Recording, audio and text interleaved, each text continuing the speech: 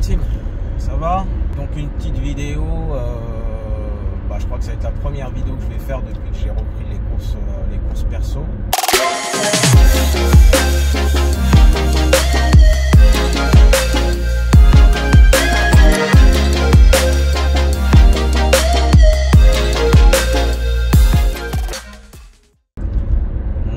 Là on est, je sais même plus quelle date, je crois on doit être le 21, le 22, en tout cas on est le lendemain de l'Aïd. J'ai relancé mes campagnes publicitaires sur mes nouveaux sites dimanche ou lundi dernier, et de lundi à aujourd'hui, alors que voilà, les campagnes sont encore neuves, pas du tout optimisées. Enfin, il faut que je les optimise petit à petit. Donc, je récupère ce qu'on appelle de la data, des données pour baisser justement le coût au clic. Bref, c'est un aspect technique. Mais il y a déjà entre cette semaine et jusque début juin, il y a entre 25 et 30 réservations qui sont déjà tombées. Donc ce qui veut dire que voilà, j'ai pas trop perdu la main en ce qui concerne la gestion publicitaire, mais aussi que l'activité est là. Donc je suis, on va dire, en mode hybride depuis mercredi.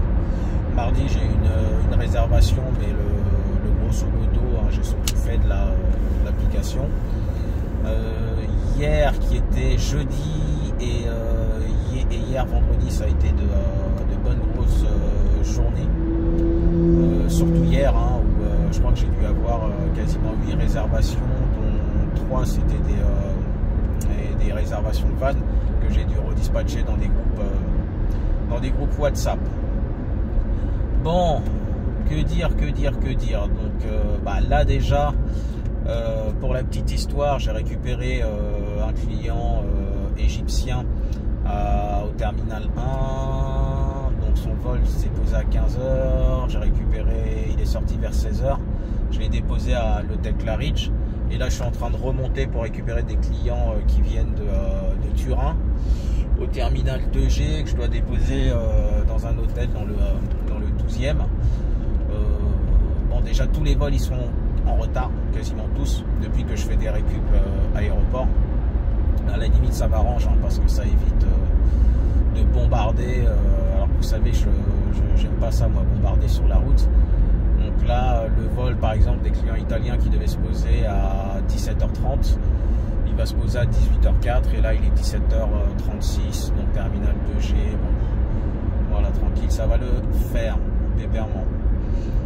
Bon, ça fait du bien de refaire de la clientèle perso, parce que ça fait, mis à part 2-3 clients réguliers qui me contactent directement, que j'ai fait ces derniers temps, vraiment, depuis le début du Covid, c'est ma première semaine en course perso. Sérieusement, ça fait du bien, le mode de travail est différent. Et puis d'avoir une clientèle qui reconnaît quand même la qualité entre guillemets de ton travail, ça fait plaisir. Par exemple, cette semaine j'ai eu droit à 2 invitations, une à Rome et une au Pérou. Les clients qui ont vraiment apprécié la prestation, ils ont même envoyé des mails à mon opératrice et tout ça, que je vous montrerai, je vais les afficher là ou là, je sais pas où. Et vous voyez, quand je vous dis que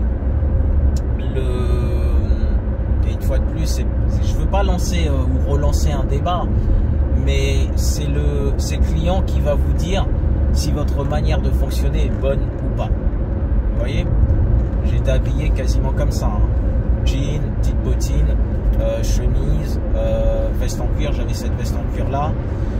Et donc pour la petite histoire, la cliente italienne, donc c'est une écrivaine qui venait récupérer une partie des affaires de sa fille qui étudie en France et qui va repartir définitivement en Italie d'ici à 3 semaines. Donc je vais faire également le transfert aéroport dans 3 semaines.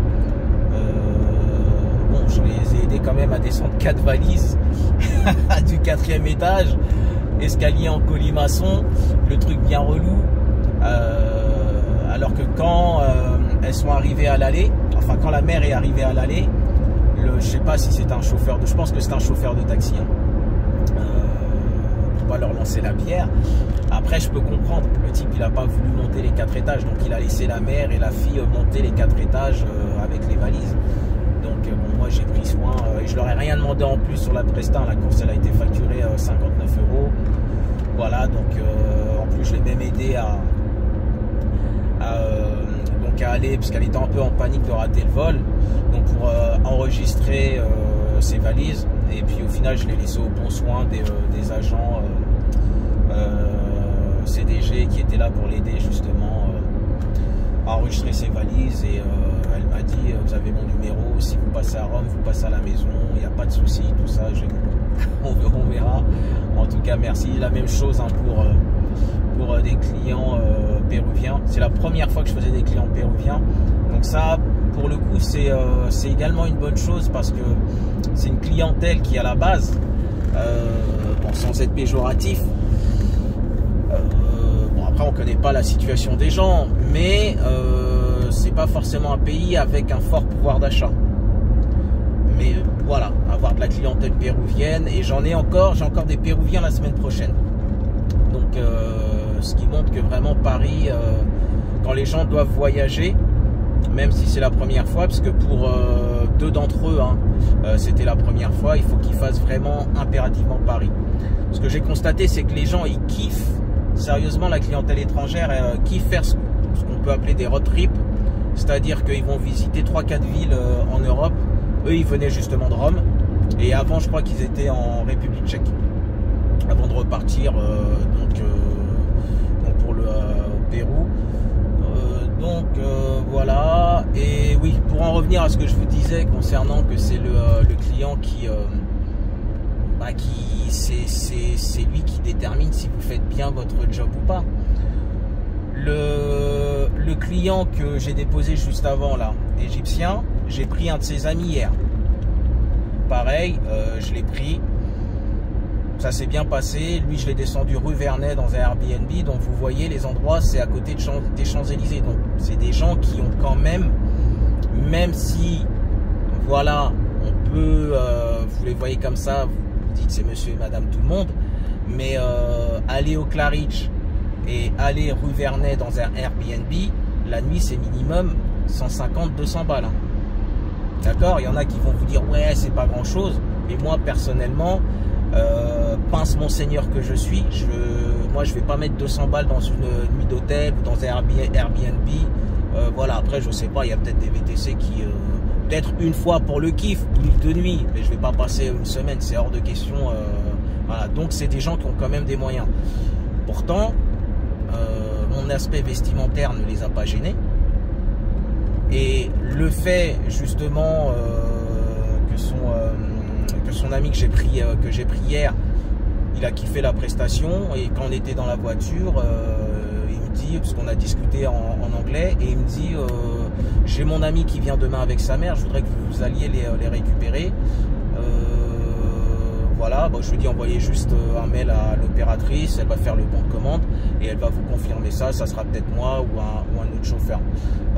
Ouais, pour le coup, je me fais jamais passer pour le patron. Hein.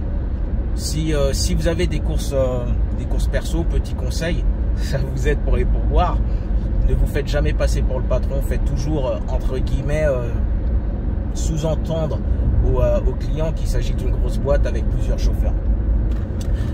Et donc finalement on a discuté, il a envoyé les infos à mon opératrice, et voilà, on arrive, la course pareil, les transferts CDG Paris, je l'ai fait 59 €, il m'a lâché 65 €. Là, son ami qui était avec sa mère, il m'a lâché, le truc qui est là, il m'a lâché 75 €. Vous voyez? Et ça, avec ça, et avec un Prius, ma petite Prius de 2013, les gars, de 2013. Je pense que ce qu'il faut en termes de prestations, sérieusement, hein, vous êtes ponctuel, vous êtes avenant, vous êtes disponible. Il y a des réflexes que vous devez avoir. Par exemple, là, en attendant tout à l'heure au terminal 1, j'ai vu un chauffeur, il attendait des clients, donc c'était un couple. Il a même pas pris soin de prendre la valise de madame. Il a laissé, et c'était pas une petite valise, hein, c'était vraiment une grosse valise. Il a laissé madame et monsieur tirer leur valise. Il a même pas calculé, voilà, c'est pas des choses à faire.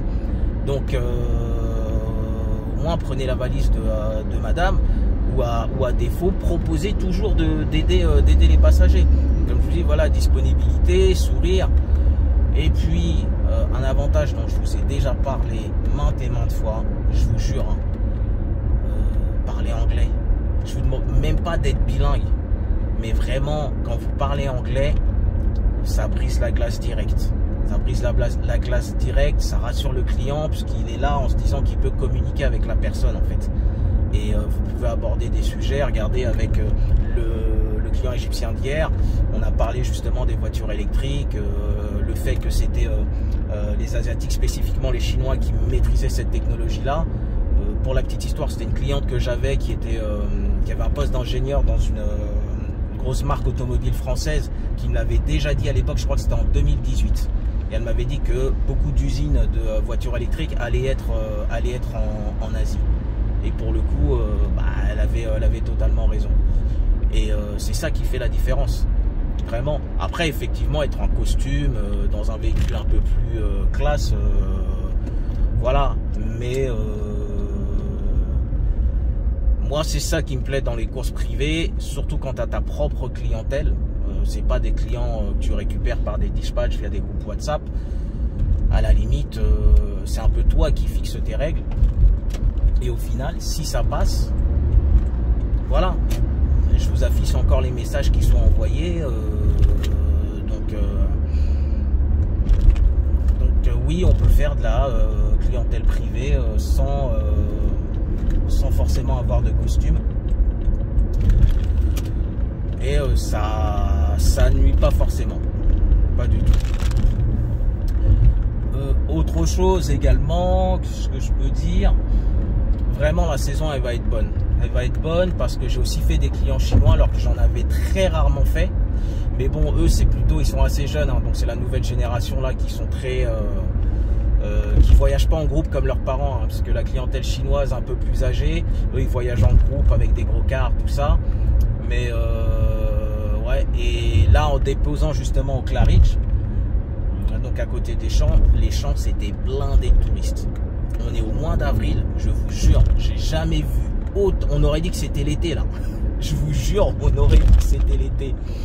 Donc concrètement, ouais, la saison elle va être très très très très bonne. Voilà, il y a aussi, je vais en profiter pour rebondir sur 2-3 remarques que j'ai vues dans les commentaires, même si j'y réponds pas forcément. Dans l'une de mes vidéos, il y a quelqu'un qui m'a dit oui, attendez, il fait quand même 70 heures par semaine, c'est énorme. Ah, oui, c'est énorme. J'aime à répéter souvent, les gars, on est des entrepreneurs. Avant d'être des VTC, on est des entrepreneurs. Et un entrepreneur, il compte pas ses heures. Il compte pas ses heures. Je vais vous prendre un exemple simple. Donc je vous disais, ouais, je vous prenais l'exemple d'un agriculteur qui fait 90 heures par semaine. Et ça, pour 1000 balles, il prend une semaine de congé par an. Et si vous trouvez que moi, je me tue à la tâche, alors un agriculteur, ça, eux, ils ont du courage. Les gars, c'est vraiment des bagnards, sérieusement. Dites-vous bien une chose, même en course privée, c'est pas facile. Ce qui est bien, c'est que les courses sont beaucoup mieux payées. Là-dessus, il n'y a pas photo. C'est que vous avez une certaine visibilité sur vos journées de travail. Mais je peux vous dire une chose, en saison haute, et je pense qu'il y a beaucoup de chauffeurs qui font des courses privées, même juste en étant, même s'ils n'ont pas forcément de la clientèle privée à proprement dit, mais qui sont dans les groupes WhatsApp, je peux vous dire une chose. En saison haute, il m'arrive très souvent, dans la semaine, très souvent, de faire des plages horaires qui vont de 2 heures. La première course est à 2 heures du matin. d'accord, une course aéroport, allez, on va même dire 3 heures, donc je suis debout à 2 heures, et de rentrer chez moi à 1 heure le lendemain.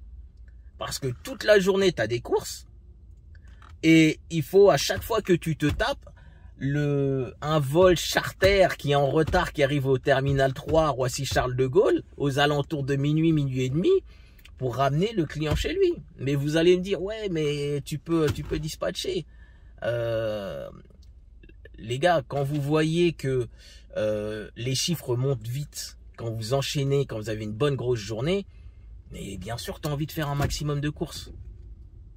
Tu as envie de faire un maximum de courses. Mais la contrepartie que tu dois poser sur la table pour gonfler au maximum ton chiffre d'affaires, parce que à ce moment-là, vous travaillez même plus qu'en appli en termes de plage horaire, mais les chiffres d'affaires, c'est pas pareil. C'est pas pareil.